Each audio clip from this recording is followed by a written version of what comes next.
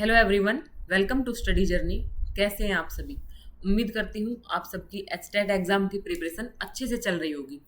Friends, आज मैंने आप लोगों को कम्युनिटी पर एक पोस्ट डाली थी जिसमें मैंने आपको बताया था कि आपको जो एजुकेशन वाला जो चैप्टर है जो मैंने करवाया हुआ है, यानी बेसिक ऑफ साइकोलॉजी जो है जो मैंने करवा रखा है, वो दो वीडियोस थी, वो दोनों मैंने शेयर की थी कि आप लोग इनको रिवाइज कर लीजिए और यहाँ से इन चैप्टर से ही हम आज के क्वेश्चंस करेंगे। तो ये कुछ क्वेश्चंस लेकर के आई हूँ। जैसा कि आप सभी को पता है कि आपके सीडीपी के अंदर 30 क्वेश्चन आते हैं आपके बाल विकास के, आपके चाइल्ड डेवलपमेंट एंड पेडागोजी के, आपके साइकोलॉजी के। तो उसी के लिए ये हमारी प्रैक्टिस सीरीज है। देखते हैं कि आप सब लोगों को ये प्रैक्टिस सीरीज कैसी लगती है। आप अपना जो आपकी फीडबैक है वो कमेंट बॉक्स में ज़रूर दीजिएगा। उसी के ऊपर डिपेंड करेगी आपकी ये सीरीज कंटिन्यू रहती है या नहीं रहती है। तो चलिए फ्रेंड्स, स्टार्ट करते हैं। बाकी अगर आप लोग नोट्स लेना चाहते हैं, पेड नोट्स रहेंगे, आप लोग इस नंबर पर व्हाट्सएप कर सकते हैं। ओके, फर्स्ट क्वेश्चन देखिए, शिक्षा मनोविज्ञान है। शिक्षा मनोविज्ञान भाई क्या है? ऑप्शन देखो आप लोग, और बाकी आप अपना जो स्कोर है वो भी मुझे बताना कि आउट ऑफ 30 आप लोगों ने कितना अचीव किया। आपको भी पता लगेगा कि आप कितने पानी में हो। और अगर आप लोग चाहेंगे तो इस सीरीज को हम कंटिन्यू कर देंगे टिल आपके एग्जाम तक, और आपकी अच्छी खासी यहाँ से प्रैक्टिस हो जाएगी। तो शिक्षा मनोविज्ञान भाई क्या है? एक व्यवहारिक विज्ञान है, मानक विज्ञान है, विशुद्ध विज्ञान है, या उपयुक्त में से कोई नहीं। ये है 2011। लगभग जो सारे क्वेश्चंस है सारे पहले से आए हुए हैं किसी न किसी एग्जाम में। तो ये 2011 में आया था, हरियाणा टेट के पेपर में ही आया हुआ है। तो शिक्षा मनोविज्ञान क्या है? एक व्यवहारिक विज्ञान होता है। ठीक है, तो ऑप्शन नंबर ए आपका करेक्ट आंसर यहाँ पे रहने वाला है। नेक्स्ट है, मानव विकास को क्षेत्रों में विभाजित किया जाता है। जो मानव विकास है उसको भाई मैंने आपको बताया था कि डेवलपमेंट जो है उसको किस किस क्षेत्र में विभाजित किया जाता है, क्या क्या उसके डोमेन्स हो सकते हैं, क्या क्या उसके एस्पेक्ट्स हो सकते हैं। हमने बात की थी आपके फिजिकल डेवलपमेंट की, कॉग्निटिव डेवलपमेंट की, इमोशनल डेवलपमेंट की, और आपका सोशल डेवलपमेंट की। तो यहाँ पे जब आप ऑप्शंस को देखते हैं, शारीरिक, आध्यात्मिक, संज्ञानात्मक, ये आपका गलत है, आध्यात्मिक नहीं था। मनोवैज्ञानिक, संज्ञानात्मक, क्षमवैज्ञानिक ये भी नहीं होगा। आपका जो ऑप्शन नंबर ए है वो यहीं पे करेक्ट आंसर हो जाएगा। शारीरिक विकास, संज्ञानात्मक विकास, संवेगात्मक विकास और सामाजिक विकास, यही आपके 4 मेन डोमेन्स होते हैं डेवलपमेंट की। बात करते हैं क्वेश्चन नंबर 3 की। ये भी आप देख लीजिए, सीटेट के पेपर में आया हुआ है। तो ये सारे क्वेश्चंस आप लोगों के लिए इंपॉर्टेंट रहेंगे। आप लोग इसको आराम से देखते जाइए और आउट ऑफ 30 आपको अपना स्कोर जरूर बताना है। प्रारंभ में आत्मा का प्रयोग किस शास्त्र में किया जाता था? तो भाई सबसे पहले जो आत्मा का जो अध्ययन था, शिक्षा शास्त्र में, समाज शास्त्र में, या अर्थशास्त्र में? तो इन तीनों में से नहीं होगा। आपका सही आंसर क्या रहेगा? दर्शन शास्त्र। सबसे पहले मनोविज्ञान को दर्शन शास्त्र का ही विषय समझा जाता था, और उसके बाद में आप लोगों ने देखा कि धीरे धीरे किस प्रकार से उसमें चेंजमेंट हुए हैं। नेक्स्ट है, विकासात्मक मनोविज्ञान में जीवन का अध्ययन किया जाता है। भाई विकासात्मक मनोविज्ञान में जीवन का अध्ययन किशोरावस्था में किया जाता है, जीवन पर्यंत किया जाता है, जन्म से गर्भकाल तक किया जाता है, या गर्भकाल में किया जाता है। यहाँ पे जब आप ऑप्शन देखते हैं तो आपने ऑप्शंस में देखा भाई कि विकासात्मक मनोविज्ञान की बात हो रही है, डेवलपमेंट आपके साइकोलॉजी की बात हो रही है। तो ये आपका ना तो किशोरावस्था होगा, जन्म से किया जाता है, ये भी सही बात है, गर्भकाल में किया जाता है, लेकिन जिसमें जो सूटेबल जो आपका आंसर बनेगा वो क्या बनेगा? जीवन पर्यंत। फोर्थ का ऑप्शन नंबर बी हो जाएगा। विकासात्मक मनोविज्ञान में जो जीवन का अध्ययन है वो जीवन पर्यंत किया जाता है। तो भाई ये हो गया आपके क्वेश्चन नंबर 4। और अब चलते हैं क्वेश्चन नंबर 5 पे। शिक्षा मनोविज्ञान का अध्ययन अध्यापक को इसलिए करना चाहिए क्योंकि ऑप्शंस क्या है आपके पास? इससे वह दूसरों को प्रभावित कर सके, इससे वह अपनी परीक्षाओं में प्रथम आ सके, इसकी सहायता से अपने शिक्षण को अधिक प्रभावशाली बना सके, इससे शिक्षक को आत्म संतुष्टि मिलती है। तो जो शिक्षा मनोविज्ञान है, ठीक है, जो आपकी टीचिंग जो साइकोलॉजी है, तो वो क्यों पढ़ना जरूरी है एक टीचर के लिए? अब आप लोग भी एचटेट का एग्जाम क्यों पास करना चाहते हो? क्योंकि आप लोगों को भी टीचर बनना है। तो टीचर के लिए जो साइकोलॉजी वाला जो सब्जेक्ट है वो भाई क्यों डाला गया है, उसका अध्ययन उसके लिए क्यों जरूरी है? ताकि वह दूसरों को प्रभावित करे, परीक्षाओं में प्रथम आए या इसकी सहायता से अपने शिक्षण को अधिक प्रभावशाली बनाए। इसमें टीचर की तो कोई आत्मसंतुष्टि नहीं है।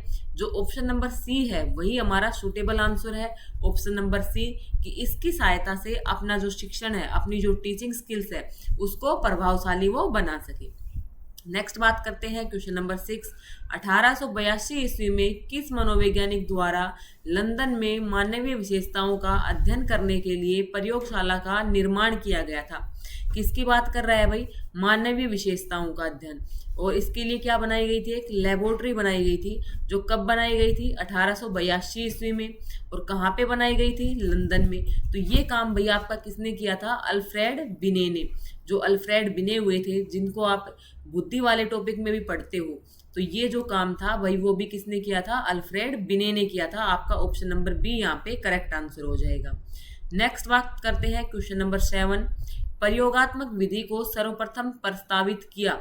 जो आपकी प्रयोगात्मक विधि है, जो एक्सपेरिमेंटल जो मेथड जो हम पढ़ते हैं, टीचिंग मेथड जो हम पढ़ते हैं, उसके अंदर जो आपका एक्सपेरिमेंटल मेथड होता है वो आपका किसने दिया है?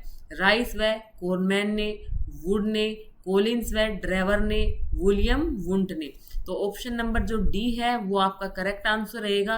प्रयोगात्मक विधि से रिलेटेड आपके कौन रहेंगे? विलियम वुंट रहेंगे। ये भी एचटेट के पेपर में आया हुआ है आपका, आप लोग देख सकते हैं यहाँ पे। फरवरी 2014 में जो आपका पेपर हुआ था उसके अंदर ये क्वेश्चन पूछा गया था कि जो प्रयोगात्मक विधि है उसके जनक आपके कौन है? विलियम वुंट है। नेक्स्ट क्वेश्चन है, बाल मनोविज्ञान के अनुसार शिक्षा के क्षेत्र में मुख्य स्थान है। जो बाल मनोविज्ञान है वो मुख्य स्थान अध्यापक को देती है, प्रशासक को देती है, बालक को देती है या अभिभावक को देती है? तो भाई हम बाल मनोविज्ञान में हम क्या पढ़ते हैं? चाइल्ड सेंटर्ड एजुकेशन, बाल केंद्रित शिक्षा।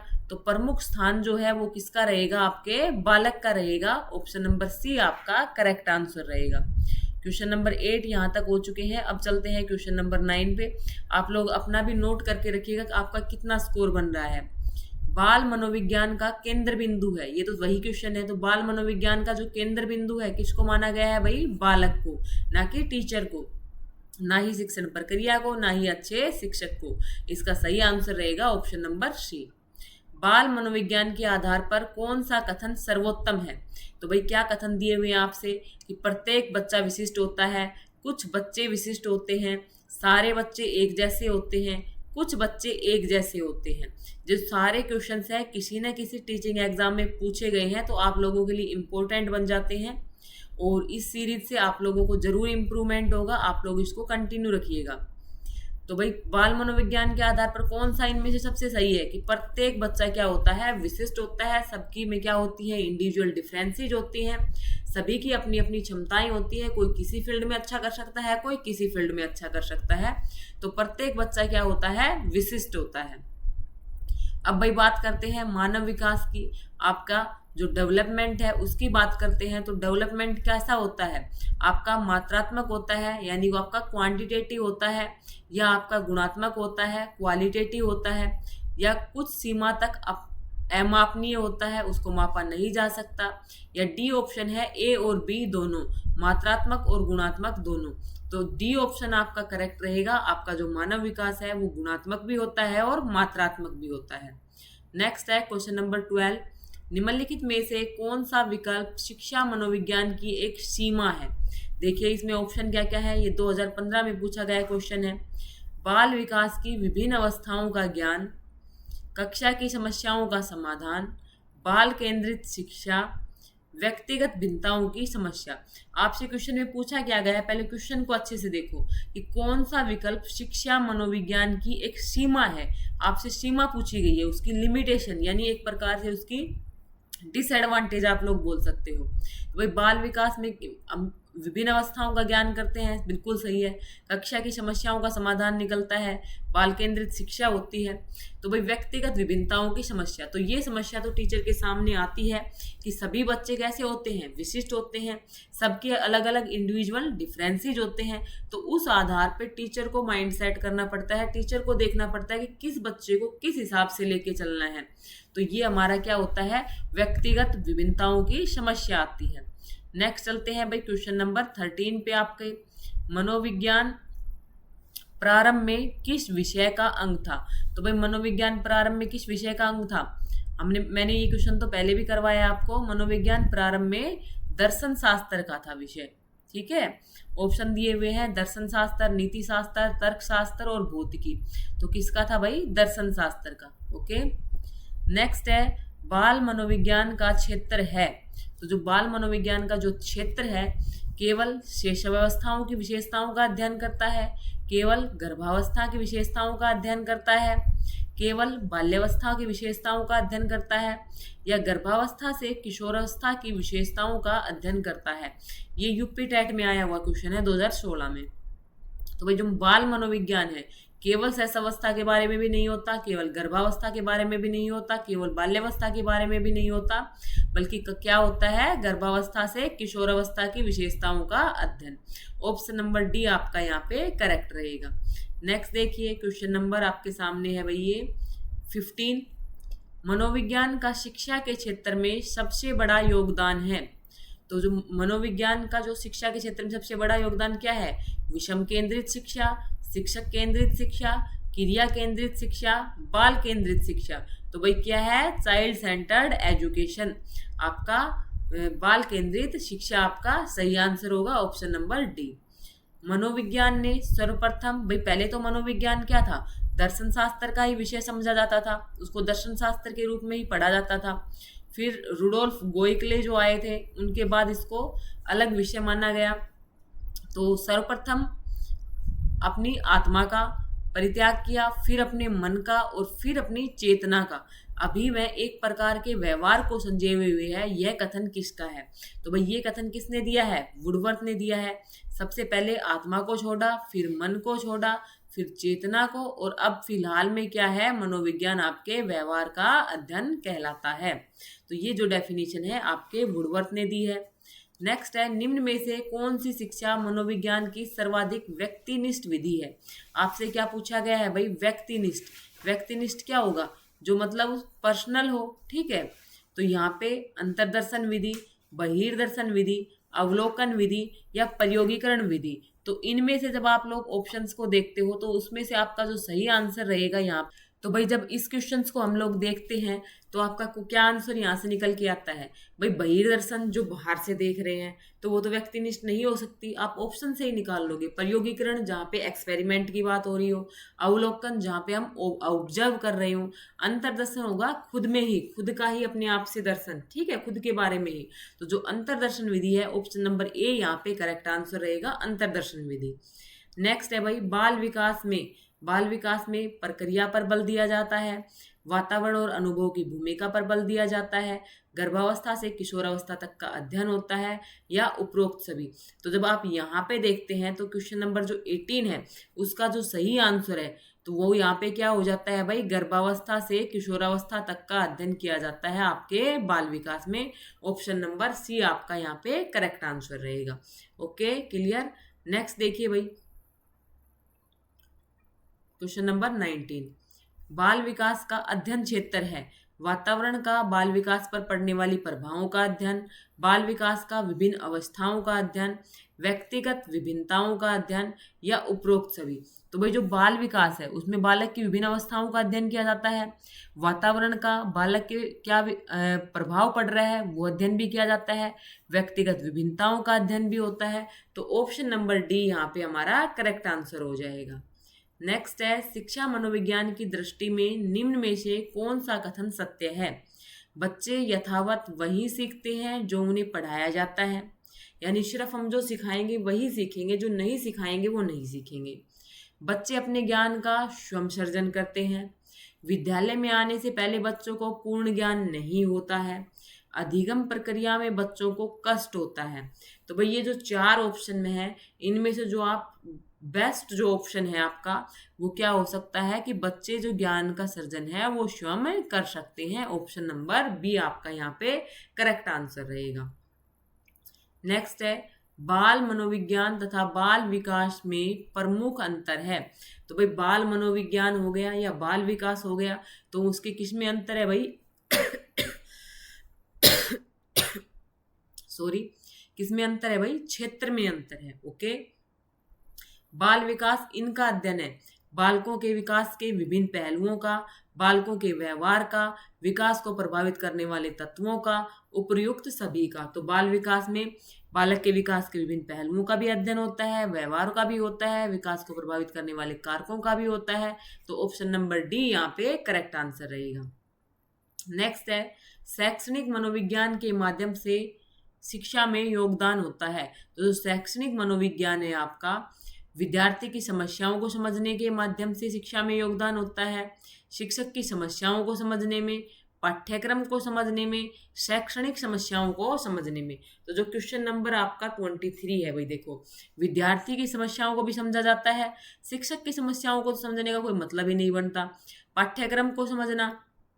तो भाई शैक्षणिक जो मनोविज्ञान है उसमें क्या कहता है, जो शैक्षणिक समस्याएं आ रही हैं, चाहे वो टीचर की हो चाहे बच्चे की हो, किस प्रकार की मतलब वो जो समस्याएं हैं हम जो टीच करवाना चाह रहे हैं उसके अंदर जो समस्याएं आ रही हैं उनका जो अध्ययन है उसके अंदर योगदान देती है आपकी शैक्षणिक मनोविज्ञान। तो ऑप्शन नंबर डी यहाँ पे करेक्ट आंसर रहेगा। निम्नलिखित में से किसको मनोविश्लेषण के पिता के रूप में वर्णित किया गया है। तो भाई जो मनोविश्लेषणवाद का जो सिद्धांत है उसके जो पिता के रूप में किसको वर्णित किया गया है, आपके सिगमंड फ्रायड को। ठीक है, जीन पियाजे ने आपका क्या दिया है, संज्ञानात्मक विकास का सिद्धांत। एरिक्सन की भी हम मनोसामाजिक जो विकास है उसकी 8 दशाएं पढ़ते हैं। ठीक है, नेक्स्ट आ जाता है, अब्राहम मैस्लो ने मोटिवेशन के ऊपर काम किया है, मोटिवेशन वाले चैप्टर में आप लोगों को देखने को मिलेगा। ठीक है, नेक्स्ट है, बाल विकास में गुणात्मक परिवर्तन की पहचान करें। जो क्वेश्चन नंबर 25 है आपका, गुणात्मक परिवर्तन की बात कही गई है भाई, यहाँ पे बात करते हैं गुणात्मक परिवर्तन की। ऑप्शन है वजन, दृष्टि, बाल, दांत। तो भाई गुणात्मक की बात की गई है, तो यहाँ पे भाई आंसर की के हिसाब से तो इसका जो सही आंसर है वो ऑप्शन नंबर ए दिया गया है। आप जो वजन की जो बात करते हैं वो आपका किस में आता है, गुणात्मक परिवर्तन के अंदर आता है। ठीक है, नेक्स्ट बात करते हैं, बाकी इस क्वेश्चन में मुझे थोड़ा सा डाउटफुल सा लगा, ये मुझे कुछ खास मतलब क्वेश्चन लगा नहीं। शैक्षणिक मनोविज्ञान का ज्ञान शिक्षक को सक्षम बनाता है कि वे विद्यार्थियों का बेहतर मूल्यांकन करें, विद्यार्थियों को अनुशासित करें, विद्यार्थियों को बेहतर समझें, पाठ्यक्रम को बेहतर ढंग से पढ़ाएं। तो ये जो आपके पास ऑप्शन आपको देखने को मिल रहे हैं इनमें से 26 का आपको सही आंसर छांटना है। तो भाई जो शैक्षणिक मनोविज्ञान है शिक्षण को किस में सक्षम करता है ये पूछा गया है कि ताकि विद्यार्थियों को बेहतर समझा जा सके। ऑप्शन नंबर सी आपका इन चारों ऑप्शन में से करेक्ट आंसर रहेगा, विद्यार्थियों को बेहतर समझे। भाई पाठ्यक्रम को बेहतर ढंग से समझना, अब बात किसकी कर रहे हैं, शैक्षणिक मनोविज्ञान की, तो उसमें ऑप्शन नंबर सी हमारा यहाँ पे ज्यादा सूटेबल रहेगा, विद्यार्थियों को बेहतर समझे। बाल विकास से तात्पर्य है, बाल विकास से क्या तात्पर्य है भाई, आपसे फिल इन द ब्लैंक्स दे रखे हैं। तात्पर्य खालिस्तान और खालिस्तान परिवर्तनों से है जो जन्म और किशोरावस्था के अंत के बीच होते हैं।